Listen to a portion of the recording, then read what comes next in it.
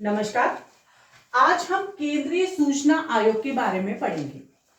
इसका वर्णन, सूचना का अधिकार,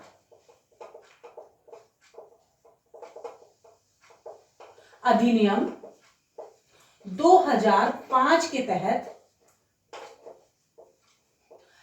अध्याय 3 में और राज्य सूचना आयोग का वर्णन अध्याय 4 में है। तो अध्याय 3 में किसका वर्णन है? केंद्र का।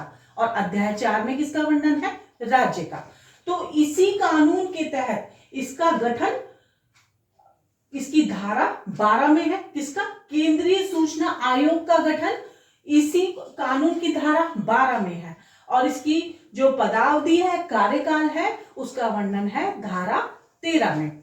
और पद से हटाया जाना धारा 14 में वर्णन है।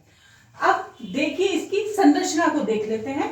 इसमें क्या होता है? एक मुख्य आयुक्त होता है और अन्य सूचना आयुक्त होंगे,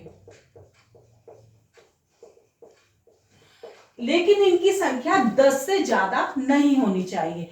मुख्य केंद्रीय सूचना आयुक्त और अन्य सूचना आयुक्त को मिलाकर संख्या 10 से ज्यादा नहीं होनी चाहिए, यानी अधिकतम 10 संख्या का प्रावधान है। और ये सदस्य पुनर्नियुक्ति के पात्र नहीं होते, यानी एक बार पद पर रहने के बाद इनको दोबारा नहीं चुना जा सकता। अब इनको कैसे चुना जाता है? राष्ट्रपति द्वारा एक समिति बनाई जाती है, उसकी सिफारिश पर इनको चुना जाता है। और उस समिति में कौन कौन होते हैं? प्रधानमंत्री होते हैं, लोकसभा का विपक्ष का नेता और प्रधानमंत्री द्वारा मनोनीत कैबिनेट मंत्री। ठीक है, ये सब मिलकर इनका चुनाव करते हैं। ठीक है, इनको नियुक्त करते हैं, ये समिति है।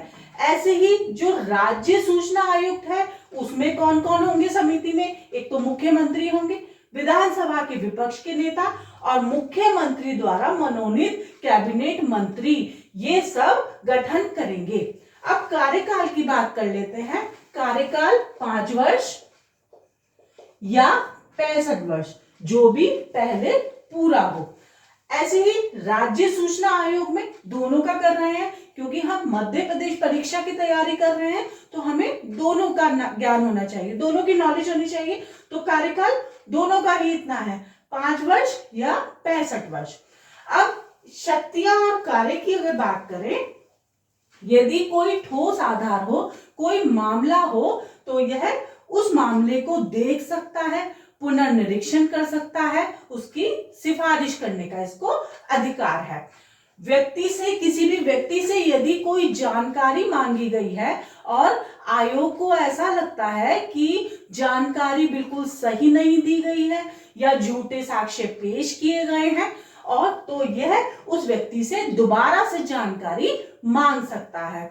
दीवानी न्यायालय की तरह कार्य करता है ये, और कोई भी साक्ष्य प्रस्तुत करने के लिए बोल सकता है, किसी भी व्यक्ति को अपने समक्ष प्रस्तुत होने के लिए ये बोल सकता है।